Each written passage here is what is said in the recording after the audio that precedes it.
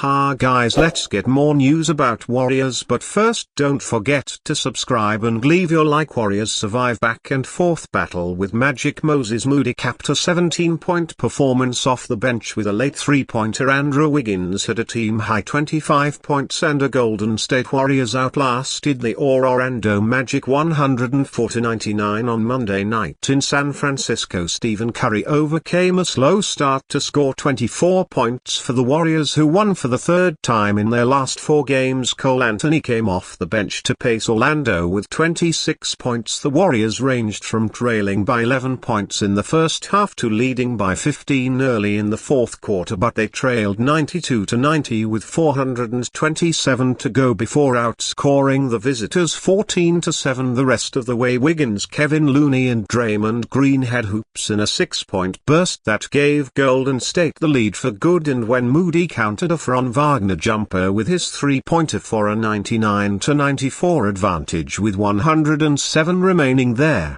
Warriors were able to hold LD on a three-pointer by Anthony kept the Magic alive at 102-99 with 17 seconds remaining, but Curry hit a pair of clinching free throws 4 seconds later after scoring just 43 points in the first half. The Warriors appeared to put themselves in the driver's seat with a 39-point three-quarter to take an 82-67 lead, but the Magic chipped away, eventually drawing even at 90 all on a jumper by Anthony with 458 to go. Curry missed his first 63 attempts and finished 412, but the league's leader from the free throw line at 93.7% going into the game padded his point total by making all 8 of his attempts. The Warriors were able to outscore the Magic 36-24 from beyond the arc despite shooting just 30.8% from distance. Dennis Schroeder did all of his scoring on 3 three-pointers while Moody went 345. Looney grabbed 16 rebounds off the bench for Golden State to complement 6 assists and 2 points. Wagner had 21 points and Paolo Banchero 18 for Orlando, which dropped its fourth in a row. Goa Bads contributed 6 points and 14 rebounds.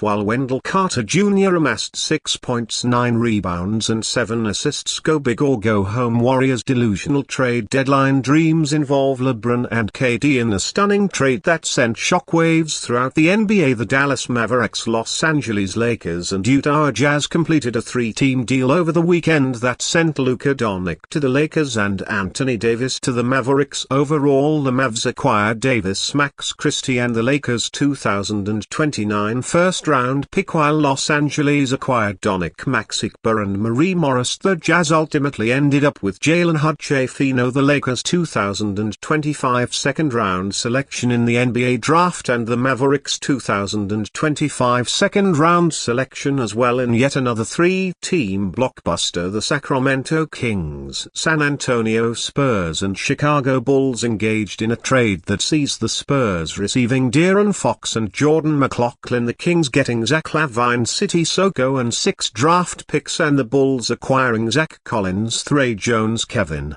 Huerter and San Antonio's 2025 first pick. Now it seems as if the Golden State Warriors are trying to get in on the action ahead of Thursday's trade deadline, and just as things went with the deals mentioned above, the Dubs are apparently looking to make a significant splash in their attempt to bring at least one superstar to town to play alongside Steph Curry, and if the Warriors get their way that number would be 2, as reports are swirling that they're inquiring about adding both LeBron James and Kevin Durant. In an appearance on the Pat McAfee show on Monday, ESPN senior NBA insider Shams Charania stated that the Warriors have been extremely aggressive in their pursuit of a second superstar ahead of the February 6 trade deadline. Their Warriors are legitimately calling about every all-star player. Charania said, "You just named the all-star player the Warriors have probably called about them. Paul George, they've made calls on every star, and that of course includes players like LeBron, players like Kevin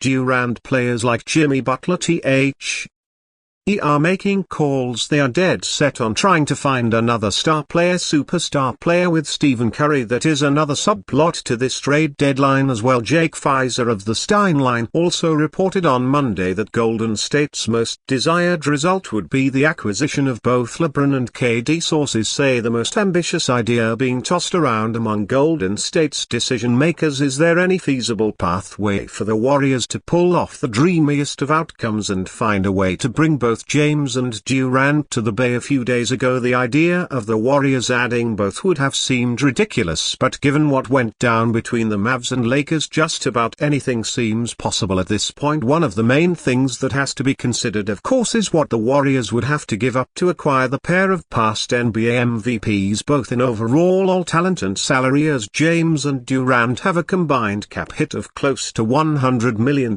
this season, and with Golden State already hard-capped the first luxury tax apron, they'd undoubtedly need to part with that same amount in a trade, with Andrew Wiggins making more than $26 million this year. He'd likely be the first to go. The Warriors would perhaps even have to think about parting ways with Draymond Green, who's earning more than $24 million for the 2024-22 campaign, while Jonathan Kuminga doesn't make nearly that much at just over $7,636 million. He'd likely have to go, as well as would several others. If the Warriors can even pull this off, they'd have to ask themselves if letting go of some of their young talent to bring in James and Durant for a short run would be worth it. Kevin Durant mocked trades how Warriors could make reunion possible, plus 3 other landing spots. Luka Doncic and Anthony Davis was already more than enough star power for one trade deadline. De'Aaron Fox and Zach LaVine pushed the 2025 deadline to near the top of any ranking of the most active trade periods in league history, and now the NBA's at again. It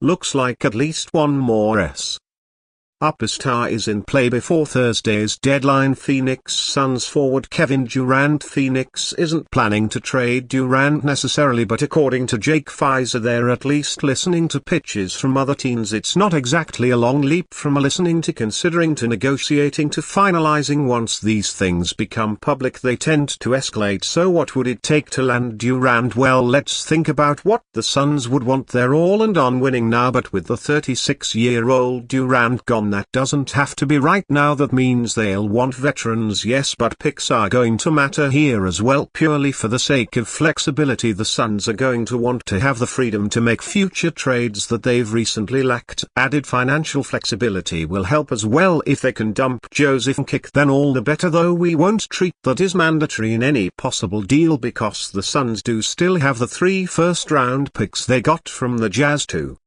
do that with. Devin Booker and Bradley Beal give them plenty of offense. Versatile wings and a starting caliber center are priorities here. The idea here would be for the Suns to sacrifice older star-level talent to balance out the roster from both an age and skill set perspective. So let's try to figure out what sort of deals might be on the table here. Below are 5 attempts to sketch out possible Durant trades ahead of Thursday's deadline. And you fan, what do you think of the situation of Kevin Durant? Leave your opinion in the comments.